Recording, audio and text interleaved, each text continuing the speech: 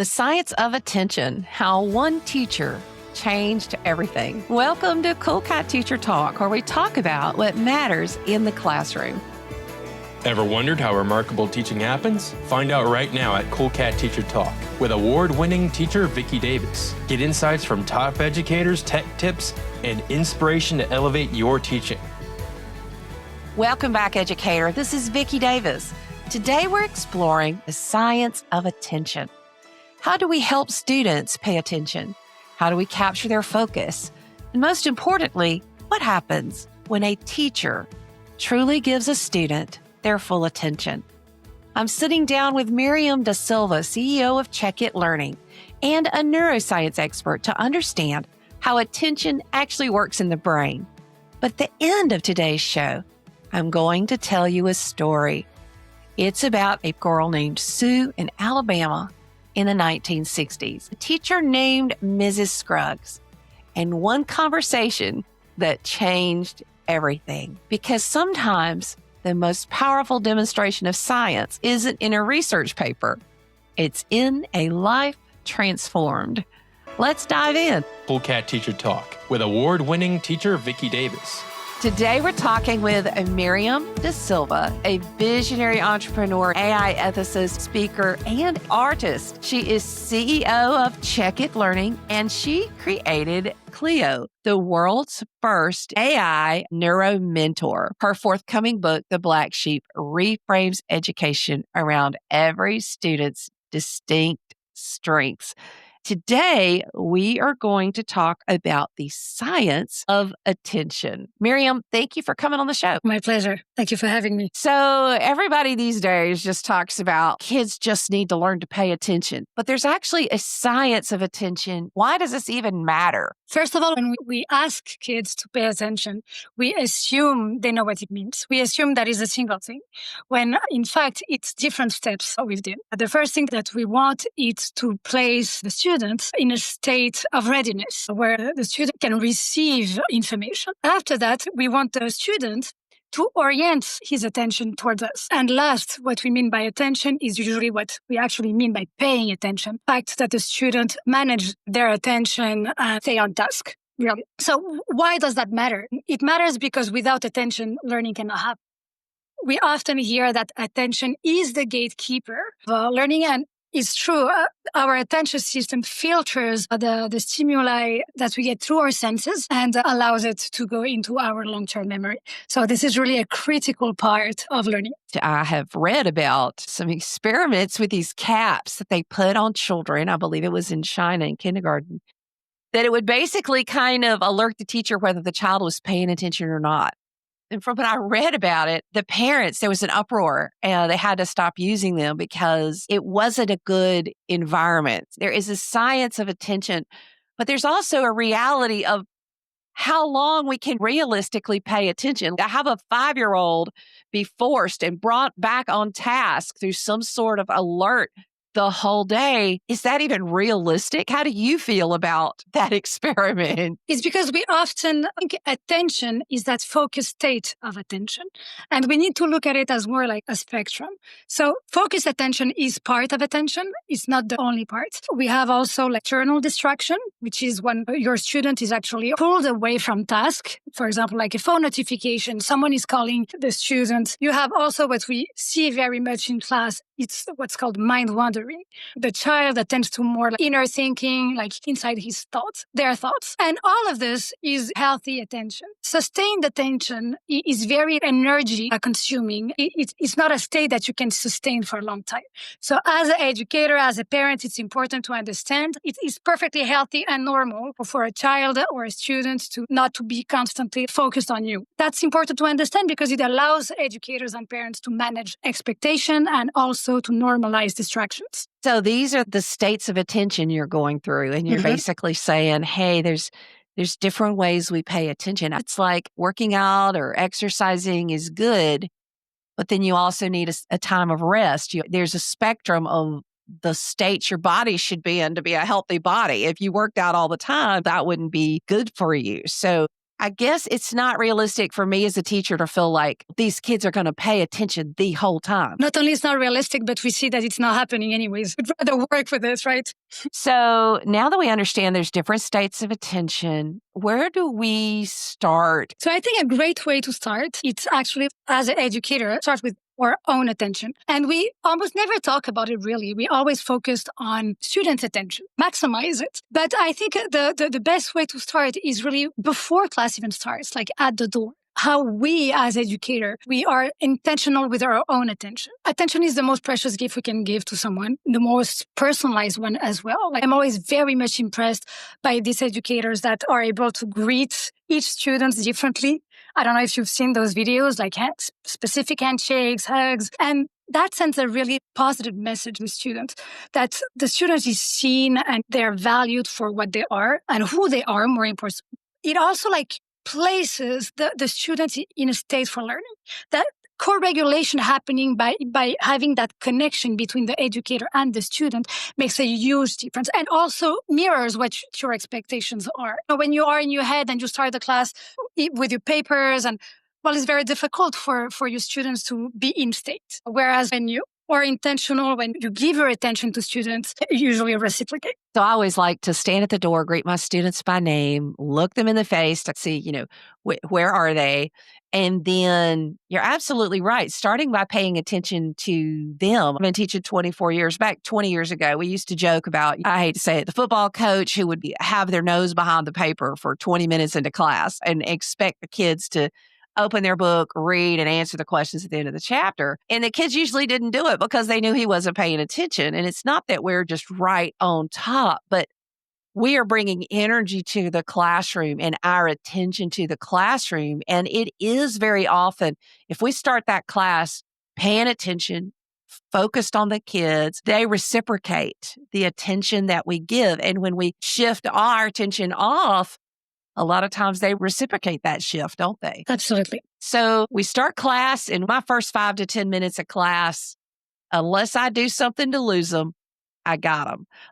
How do we start class in the right way as it relates to the science of attention? Starting strong, it's a great way to start. You have your students, they've been moving from class to class. They are in their thoughts. And what you really want is make an impact.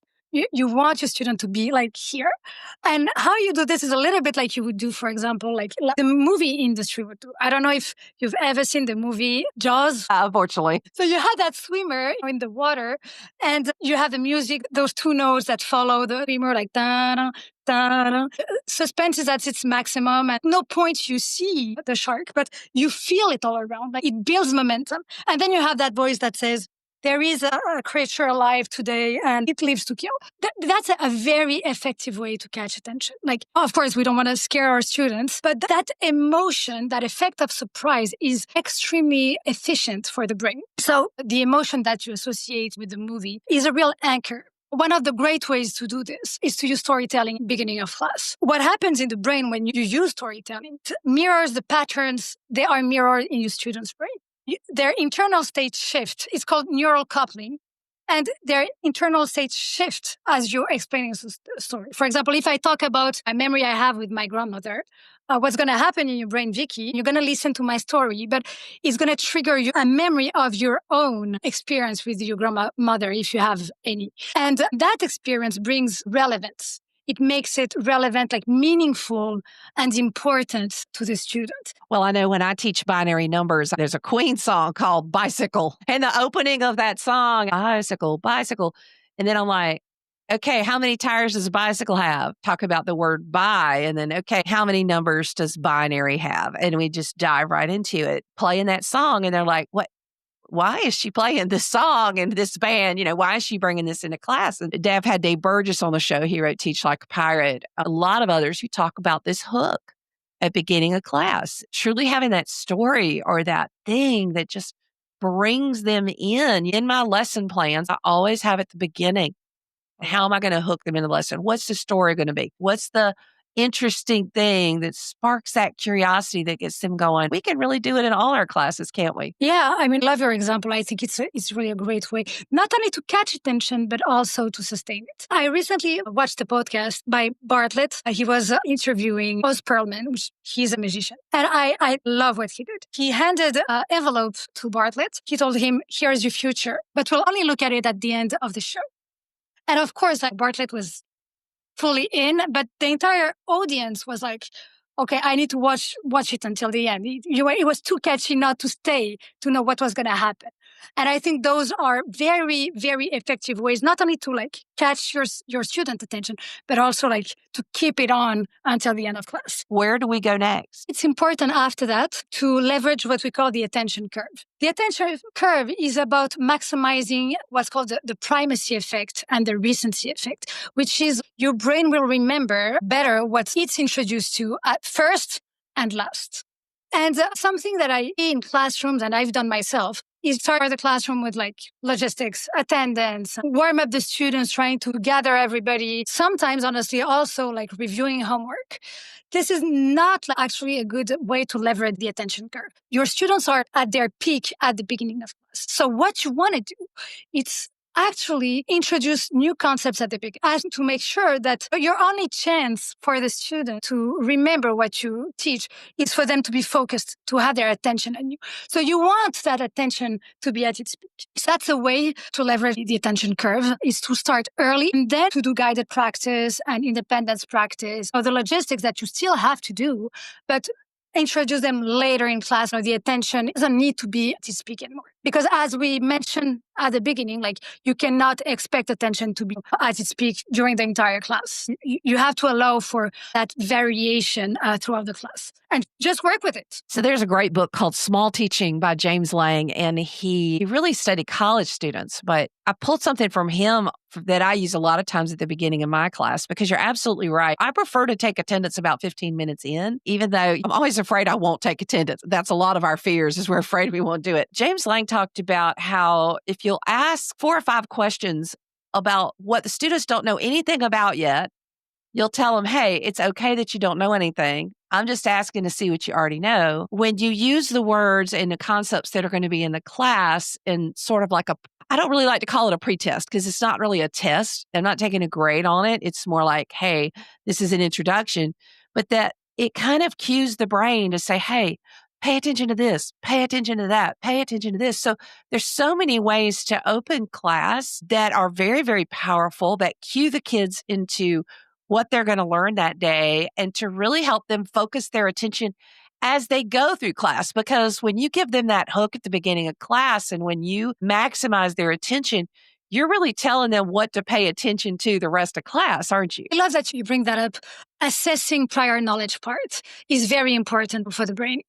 It brings relevance as well. First of all, it allows teachers to address misconceptions, to know what student knows, and it grabs the students into class by bringing those things that we mentioned, like relevance, also meaning. So as we've talked about the science of attention, you've added a 4th one, which is to leverage that attention curve. Okay, but we have a 52-minute, or some people have a 90-minute class period. How are we going to make it through the states of attention and help kids learn with the science of attention? So what you need to do sometimes in class is you need to introduce more than one new concept. So ideally, you would like to have a second peak, for example, or a third peak sometimes. And there's ways to have those attention spikes. I call it resets during the classroom. And there's many ways that you can do this.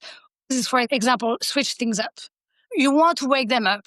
You can use a collaborative activity. You can go outside, change the setting. You can change modalities.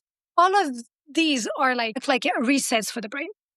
You can also use micro movements or even movements. Have your kids go from one side of the classroom to another. I know some teachers that do a 2 minutes in the middle of class. So it kind of resets their brain and prime them for learning. You can also be unpredictable. Love this. I don't know if you remember back in 2007, Steve Jobs talks about new iPod and, he goes on and goes on and goes on. He's about to leave and he says, oh, by the way, and he introduces the new iPhone. That technique, unpredictability, he went on to explain, and I can tell you the entire room was very attentive to what followed because of that little trick that he played with the brain of introducing a surprise. That's also a great way to reset the attention of our students. One very effective way, and we see that all the time, is to make your students laugh. Sense of humor is such a great way. You don't need to be funny. Not everybody is funny, but you can use like a short video. You can even ask sometimes students to introduce a short video in class that they find funny.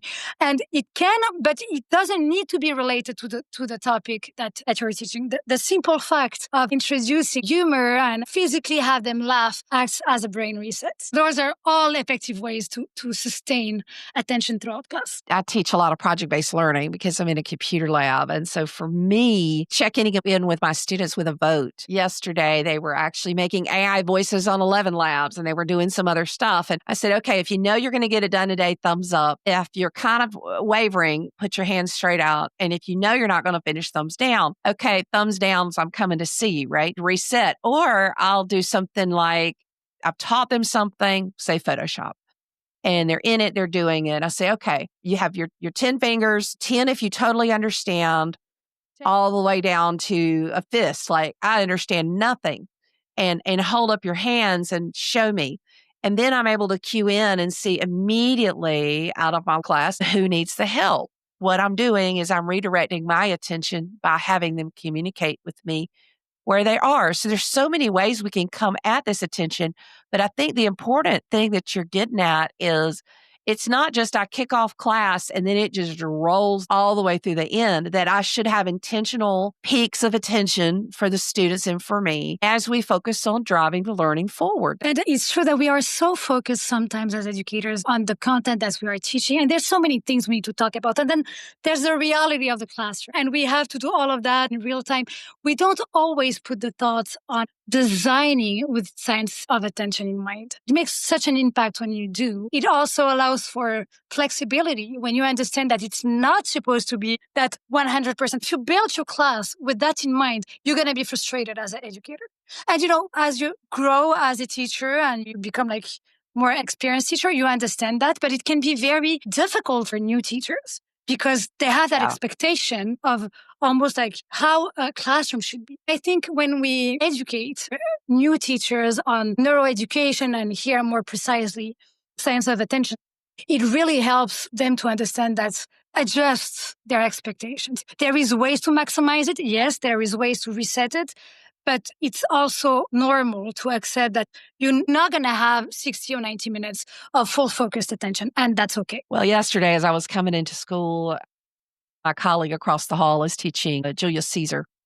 And as I walk in, they're in groups of 3. There's a particular scene with only 3 people in it. And she divided them into groups of 3. And all the way down the hall are these little groups quietly reading this particular act together. She'd given them like 15 minutes to get together, read it, and come back to class. Sometimes just mixing up the activity really pulls in that social aspect. And wow, there was not one student disengaged. They were all completely engaged, completely listening to Julius Caesar because they were all reading little parts, and there's just so many ways to really think about those attention resets in class. We've talked about starting with a hook.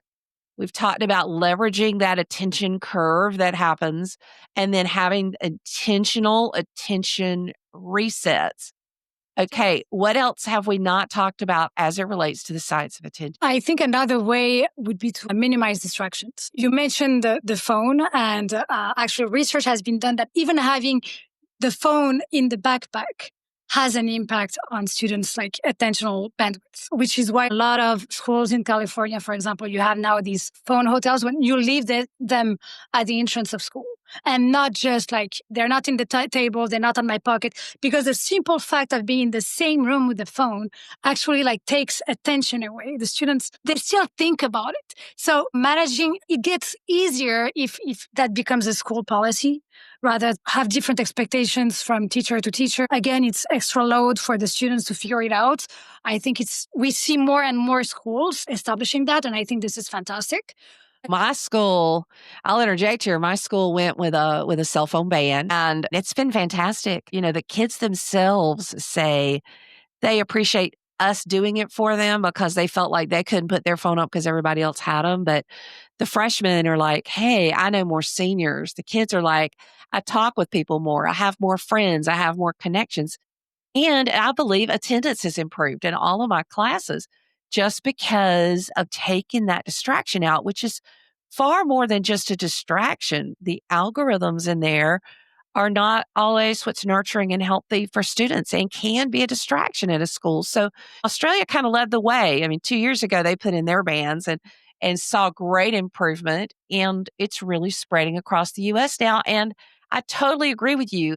Absolutely needed, essential, helpful, and improves the classroom environment. I'm 100% in agreement. And I used to work in the cell phone industry. So it's not like that I hate cell phones. It's just that I love children and they need to pay it. They need us to do that for them. I love that you bring that other aspect. You're right. It affects also their well-being, and affecting their well-being affects their attention too. It impacts different ways. I just read about a research that's been conducted because Brazil actually introduced a phone policy across the country back in February. And we see that it improves student performance, student attendance, but also like their sense of well-being and fulfillment.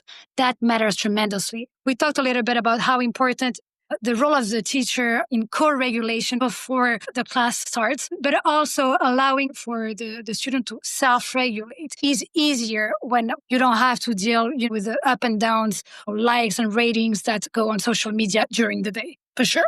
It's just, I think, good and nurturing for kids. I mean, the debate is still out if kids under a certain age should even have the phones. But okay, so there are distractions. So cell phones obviously have been probably the top distraction of the last 10 to 15, I would say 10 years. What are the other distractions that we as teachers can be wise about minimalizing? There is a lot of things where we don't have control over, and there is things that we have control over. But in all cases, being mindful of it is very useful.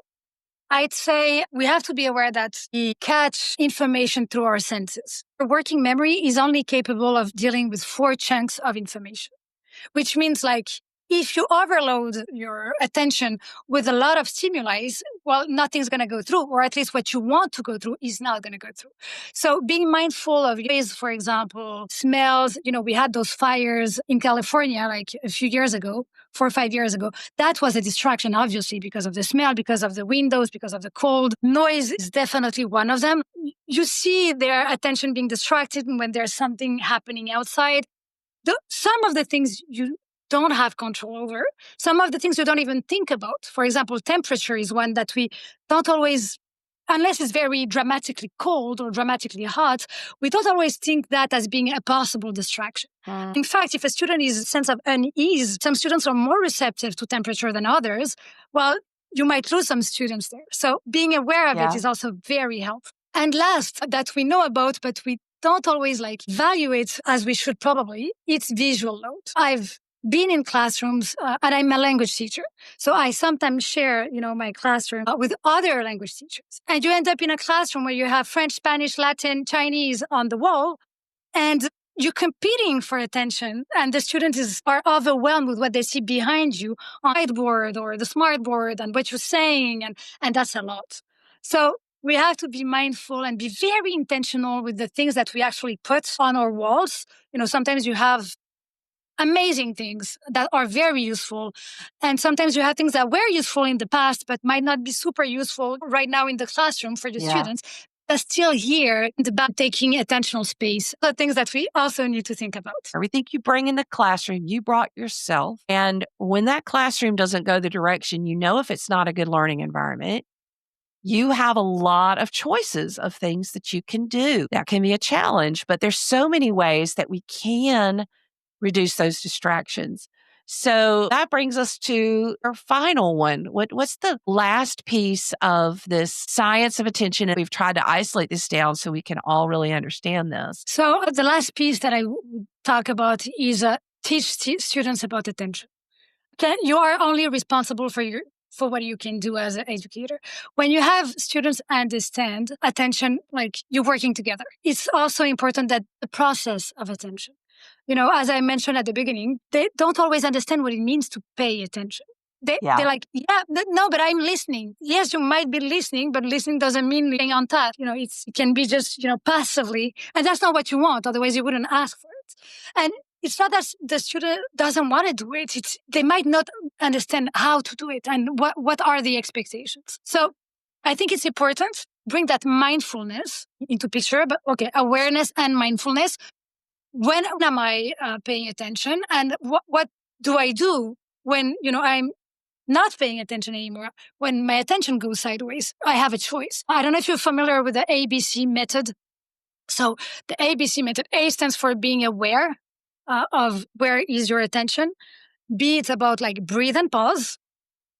And C is about choosing if you either attend or address the distraction. Sometimes the best way to go is like, if the students needs to go have water, well, go have water, because otherwise you're not going to be paying attention for the entire class. There's a choice here. And I think giving students agency and that awareness makes a real difference. Like you're collaborating together on how to get the best out of these shared moments in the classroom. Think of my most difficult class, my AP Computer Science Principles class, and I'm so proud. The first 2 years I've been teaching it, I have a 100% pass rate, but I have more slides in that class than I do in my others. More definitions we have to talk about.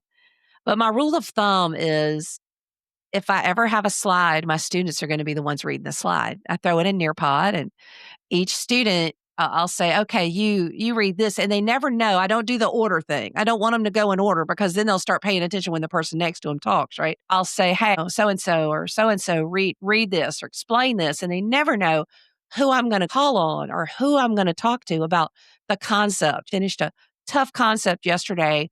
And I said, okay, who can explain this to me? Who can explain this back? And class, even though I may have 50 slides, is a conversation. And I want their voices to be even better represented than mine. If I'm taking up all the airtime, the need for attention isn't as much there. I'll just look at it later. But if they know that at any moment they're going to have to read a slide, or they're going to have to explain something, or because I cue in, if somebody's kind of tuning out or somebody is not there, I'll say, hey, so-and-so, you explain it. And they'll go, oh man, I wasn't with you. I need to understand this. And they're old enough to know they need to come back, but we're kind of focusing attention together, because I do it too. I mean, there's times I zone out and I'm not listening to a kid, and I'll say, hey, can you repeat that? I need to focus on you. And I'm transparent about where my mind, it's Christmas time as we're recording this, right? And our mind is going a million directions. And so the self-regulation is important. And also us creating opportunities for them to manifest that attention, I guess, is what I'm trying to say as we finish this up. There's some teachers who read slides for 52 minutes to kids. Good luck with that. I'm not paying attention. I'm not doing it. I'm not doing it. And it's horrible to be an educator, I guess, and say that. But we talk about death by PowerPoint, but there's ways when you have to use slides, you have a lot of content, you have a lot of material that you need to cover, to make it a joint focused attention of the class together, and not just I'm talking and you're having to pitch yourself and self-regulate because you're so bored. There's a lot of amazing things that you do and that I would love to highlight. But you're right for the active learning part. So the more your students are going to be engaged, the higher their attention are going to be involved. Like that's for everybody, right? You also brought up the what we call the embodied cognition, which is like the micro movements, used for to express if they're, if they don't understand, if they're engaged, if that works. All of those are we're making them active participants of the classroom. The brain thrives on that. But we were not made to be passive. We learn connections in the brain work. We are engaged and involved in our learning. I think those are really great ways. The more engaged you'll have your students to be in class, the better for attention. I also love that, and say it, but it was very obvious in the way you express yourself. It's about the energy and the joy of a teacher. The more engaged you're going to be, the more energy you're going to give in class, and the more students are going to be present too. They're going to answer to that. And it's also a fantastic way to drive attention in the classroom. And it's very obvious. I don't know, if the audience can see you, but it's very obvious by the way you speak that that's happening in your classroom. I love what you said, the joy of teaching. And there is a timeless joy of teaching, but it's like anything. Like when I took up running, the first bit was tough. And I need to take up running again after I've had a lot going on in life. And I fully expect the first couple of weeks will be really hard. It's just like my first 3 years were really hard. But for the joy set before us, which is really the joy of working with kids, the joy of life change. I had a kid the other day say, I have a lot of great classes and a lot of great teachers, but I like how your classroom feels. That is just, I've had a lot of great teachers I've learned from. My friend Dawn across the hall, my friend Sabrina, my friend Rachel, my mom who was a teacher, my sister Susan, my sister Sarah. Like I've had all these great teachers in my life who I think many great teachers, and I hope to be in that category at some point in my life, are adrenaline junkies. We are. We love the adrenaline that student-teacher relationship. We pay attention as a whole class. We pay attention to our class. Our whole class pays to us. There's also a beautiful thing that happens when one student comes up to the front. She and I or he and I are talking, and we have that magic moment, that spark, that joy, that adrenaline-filled moment where you realize, okay, they just learned something. Their life just changed. Like for me, the life-changing part, and this is why I do the radio and TV, is because this is my learning.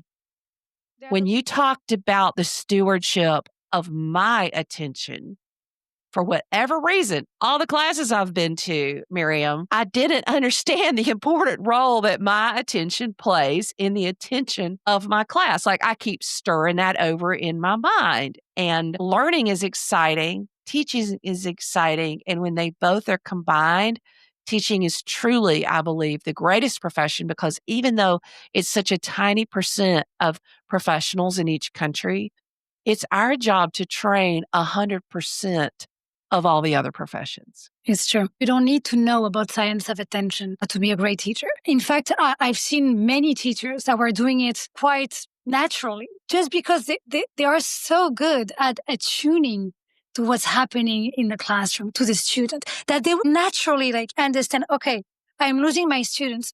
By not putting the blame on the students, they adjust the classroom pace or they offer new activities.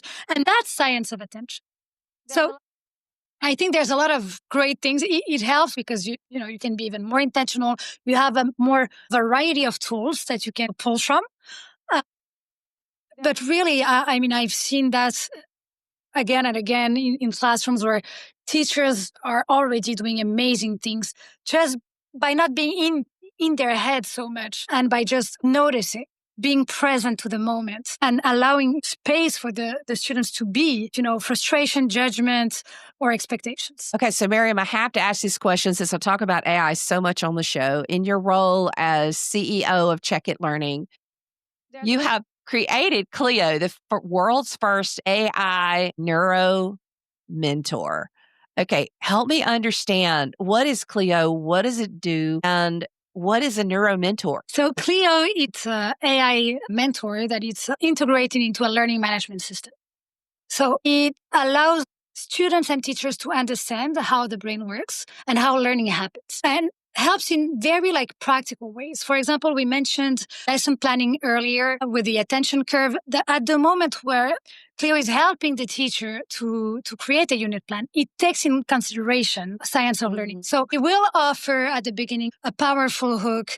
It will go straight to introducing the new concept at the beginning. If there's another concept that needs to be introduced, it will offer an attention reset. So it really helps with taking advantage of what we mentioned, the primacy and the recency effect and all of that. And it comes built in. So that means all teachers, including new teachers, don't have to worry about that piece. And not only they have it integrated in the lesson plan, but also they are fully aware of it, which develops across time, really helps that ongoing professional development piece. On the student side, it helps, for example, with effective study skills for the student. I don't know about you, Vicki, but I personally spent years rereading, highlighting it, and I didn't know it was not an effective way to study. And, most of our students, that's the way they actually do their lesson. what we do with the AI mentor is we offer study skills that are efficient for the brain. So those are 5 to 10 minutes activities. And that can be like flashcards, self-quizzing, collaborative activities that where the students have to use their body, activities that are outside the platform. All of these strategies and study skills are based on how learning works best. And it also really like brings that metacognition piece into it where students are aware of what works. And that alone makes an impact. I'm very lucky and privileged to work with a team of neuroscientists and educators and psychologists. And this is really like collaborative work. And it's been a wonderful journey of impact. I think that's wonderful because it's basically interjecting the information as we need it, as we're planning. Too many AI quote lesson plan generators. The early research on a lot of them is just that it's really a way to generate a very mediocre experience. Having that mentorship or that interjection of information is just so great. I love that. So we've talked about the science of attention. We talked about why it matters. We talked about the states of attention, number 1, how we start with our own attention, number 2. Number 3, we talked about starting classroom with a hook. 4, about leveraging that attention curve. And 5, introducing attention resets.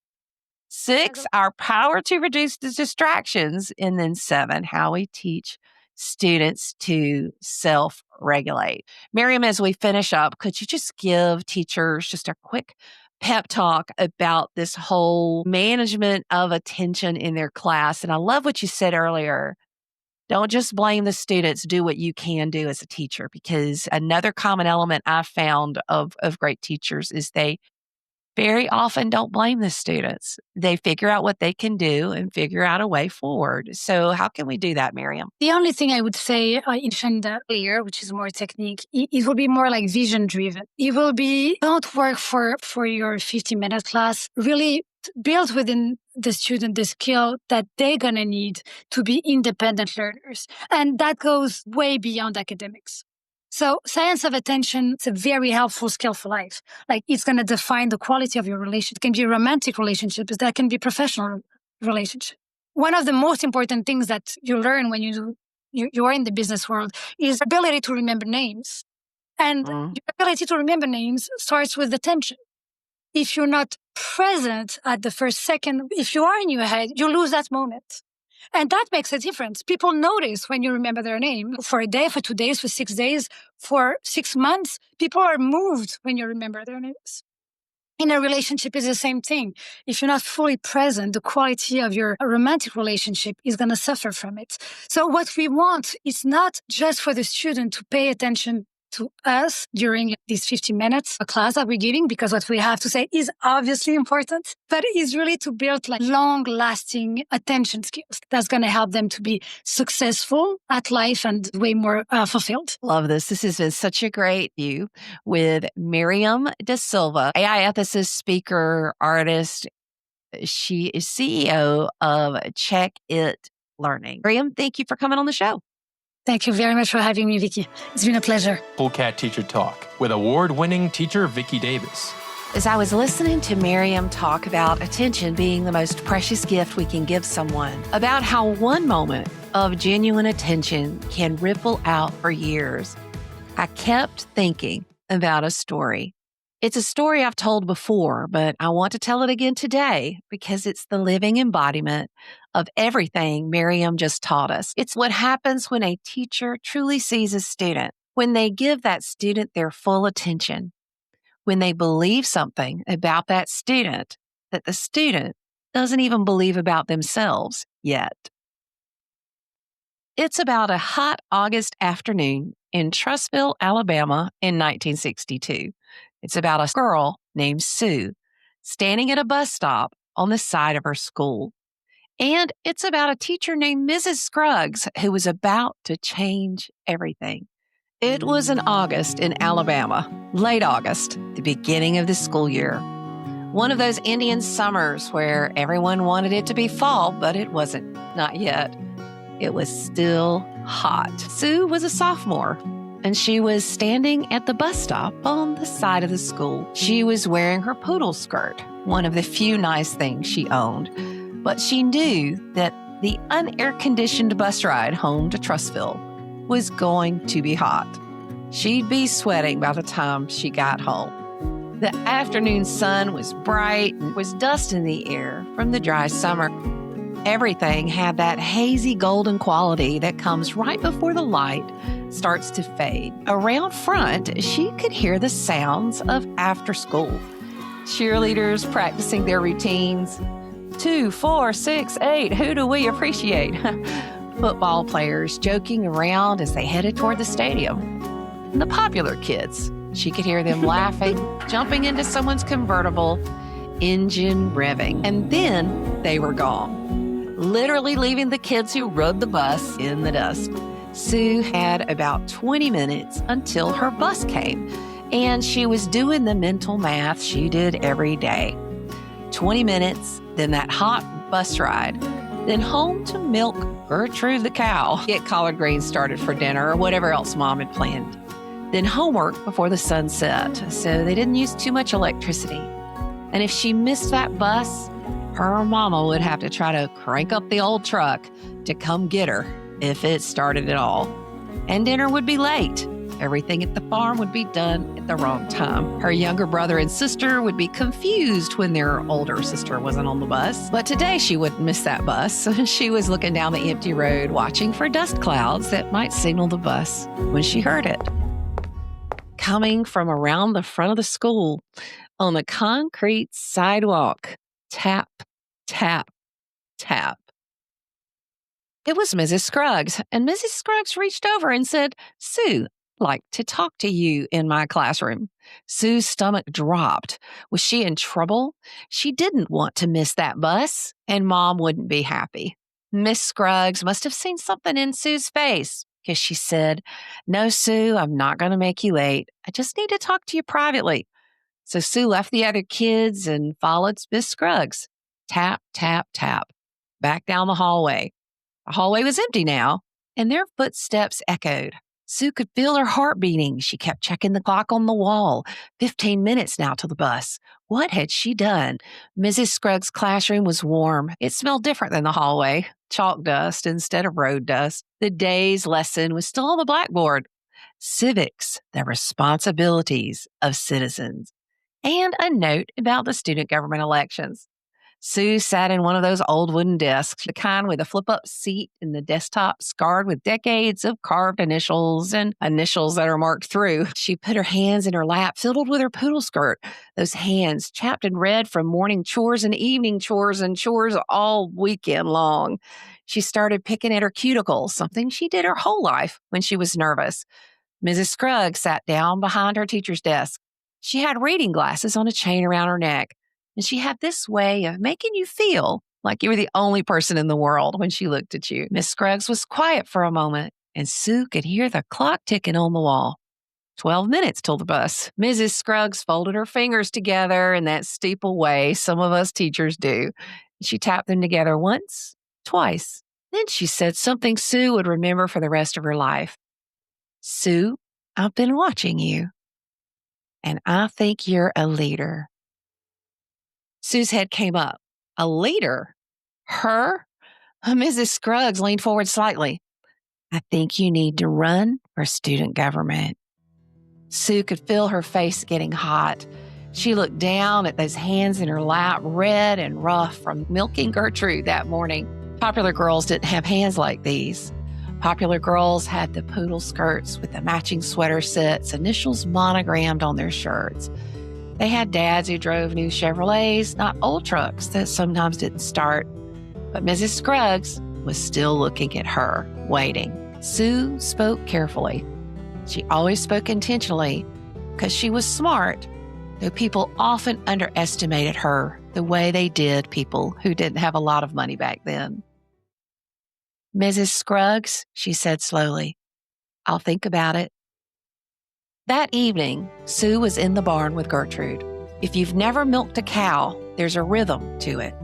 The barn was warm from the animal's body, and it smelled like hay and that particular sweetness that cows have. Gertrude chewed her cud, patient and gentle. Sue had been milking since she was a little girl, but the truth was, cows still scared her. Sue'd been kicked by a horse when she was small, and even though Gertrude was gentle, the gentlest cow they'd ever had, Sue was still skittish around those hooves. She positioned herself carefully, like always. The milk made that ringing sound as it hit the bottom of the empty metal pail, then a softer sound as the foam started to build up. Sue's hands worked automatically, years of practice, and in that rhythmic quiet with the warm animal smell and the sound of milk and Gertrude's patient chewing, Mrs. Scruggs' words kept coming back. I think you're a leader. A leader.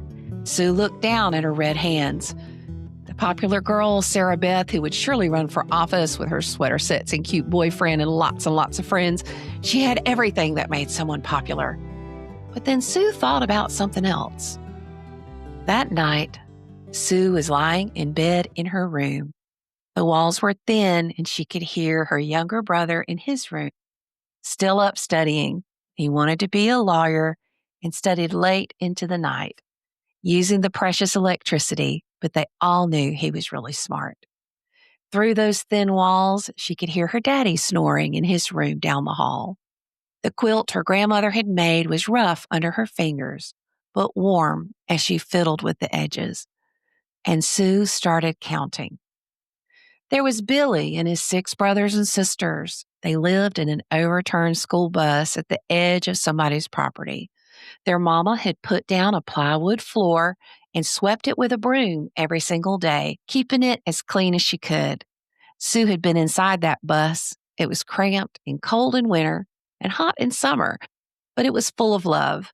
And there was Tommy and Ritas and Tracy, kids who lived out by the creek, kids who sometimes didn't come to school because they had to hunt squirrel in the woods or fish for their supper. When they came to school, they sat with her at lunch. They walked with her in the hallway. Sue kept counting in the darkness. Mary, whose shoes had holes in the soles. John, whose shirt was always a little too small. Betty, who brought lard biscuits for lunch that they all loved to share.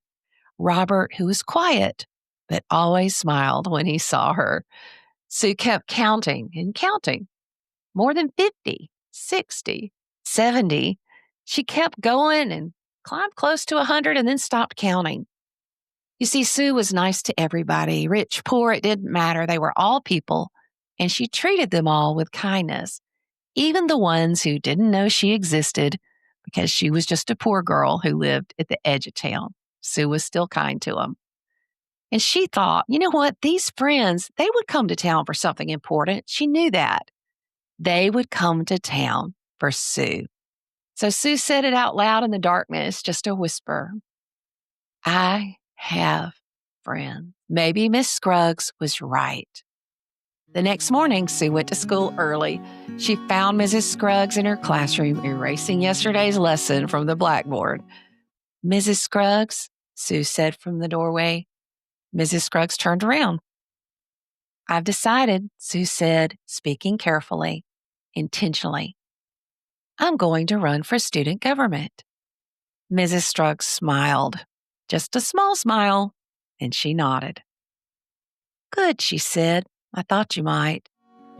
Once Sue put her name in, once those posters went up, there was definitely a reaction. The popular kids were surprised. You could see it on their faces. Sarah Beth, who was running too, had posters with professional printing. Her family had them made up at the local newspaper. Sarah Beth had friends making announcements in the cafeteria and cheerleaders talking her up at lunch. She had tons and tons of support. Sue had her hand-drawn posters, and her friends, however many of them would come to town that day, would ask everybody to vote for Sue. Election day, Sue got to school and saw all the commotion. Sarah Beth's supporters with their coordinated campaign, the last-minute announcements, kids in their clusters. And then, around mid-morning, something started happening. Billy came in first, Billy from the overturned bus. Sue could see he'd slicked his hair down with water and was wearing what was probably his Sunday shirt, tucked in and neat. Then came his brothers and sisters, one after the other, like a small army. Then Tommy and Ritas and Tracy, the ones who usually spent their days hunting and fishing, they came in together, and Sue could see they'd washed up at the creek. Their hair was still damp, combed, and careful. And all through the morning, they kept coming and voting. Mary in those shoes with holes, walking proud. John in that too small shirt, standing tall. Betty, Robert, all of them, and more. So many more that Sue just couldn't believe it. Her friends from the farms, her friends from the edge of town, friends who came to town special, who didn't come to school every day. They came in town for this. They had come in town for Sue. They kept coming, one after another and after another. And by lunchtime, Sue realized they weren't just the ones she'd counted in bed that night. There were many more, so many more. Kids she'd been kind to in the hallway, kids she'd smiled at, kids who nobody else noticed, but Sue had noticed them. And even some popular kids who she was just friends with. They all came to vote for Sue.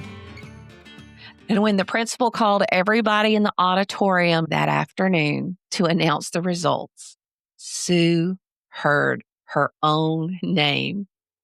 Sue had won, and she was in student government. Later that day, Sue looked across the classroom and caught Mrs. Scruggs' eye. Mrs. Scruggs wasn't smiling big or making a scene. She just nodded once, just once, like she'd known all along.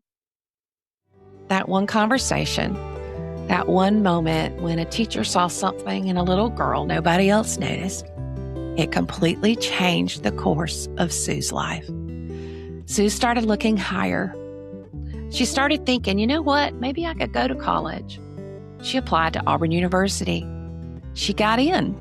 She worked to send herself, waiting tables at the diner. Her parents sent what they could from the farm in Trussville, but Sue did most of it herself. She studied and she worked. She made it. And she became a teacher. Because of course she did. How could Sue become anything else after Miss Scruggs changed her life like that? And while Sue was at Auburn, she met a young man named James, and they fell in love and got married. And a couple of years later, in April, Sue and James had a baby girl. They named her Victoria because it means victorious spirit, and it seemed right because Sue had been victorious. She'd gone from that bench on the side of the school, from those chapped hands and that unair-conditioned bus, and milking Gertrude, despite being scared of those hooves. She'd gone from there to college graduate, to teacher, to wife, to mom. They called their little baby Victoria, Vicki. Those of you who know me may have already figured out this story. Sue is my mom. And she told me this story when she started coming down with dementia because she wanted me to know that a teacher was the reason she had gone to college. And I am here, and my very pulse, my very breath, my very existence, because a teacher named Mrs. Scruggs saw my mom at a bus stop in Alabama on a hot August afternoon in 1962. And gave her 20 minutes of attention. Think about it. Think about Miss Scruggs tap, tap, tapping her way around the front of the school on that concrete sidewalk.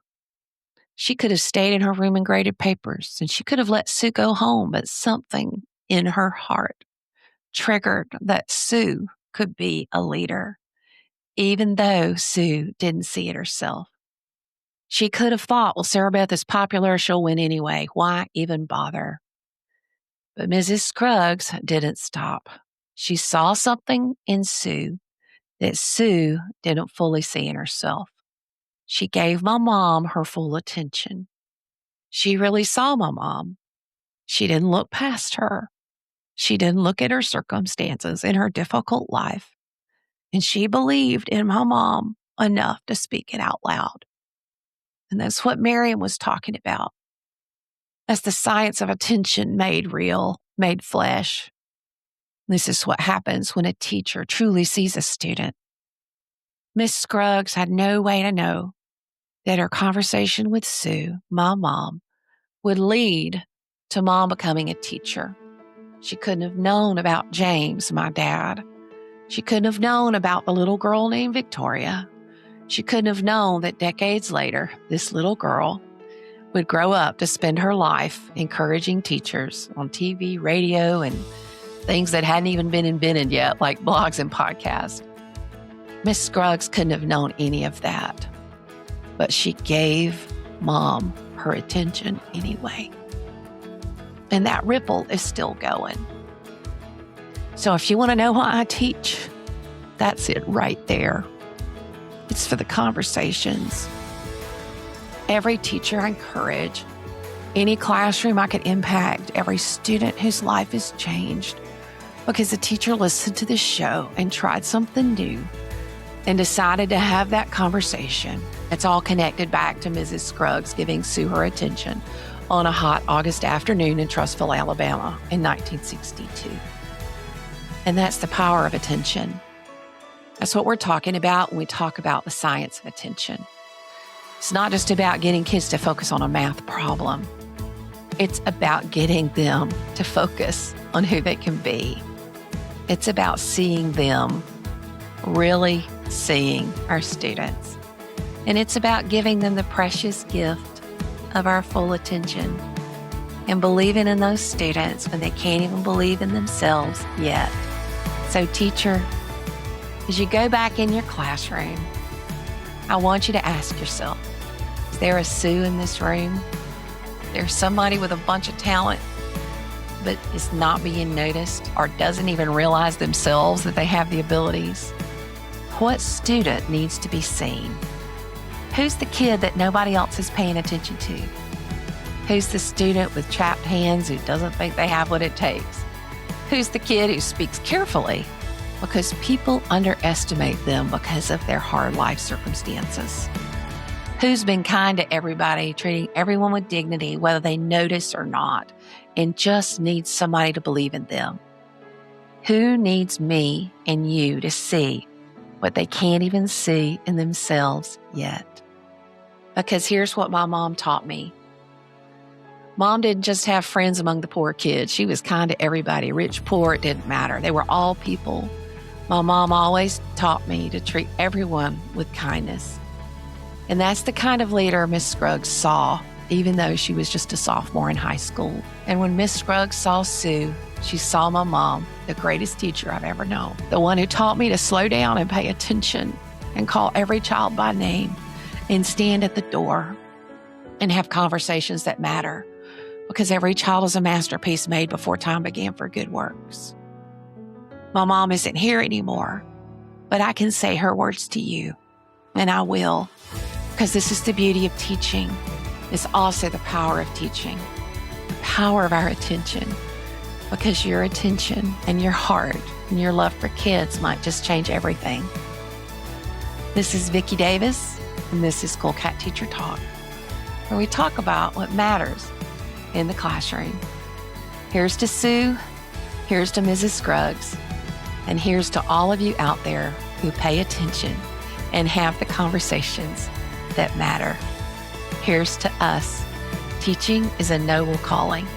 See you later, educator. Stay in the loop. Visit coolcatteacher.com. Follow @CoolCatTeacher everywhere you connect.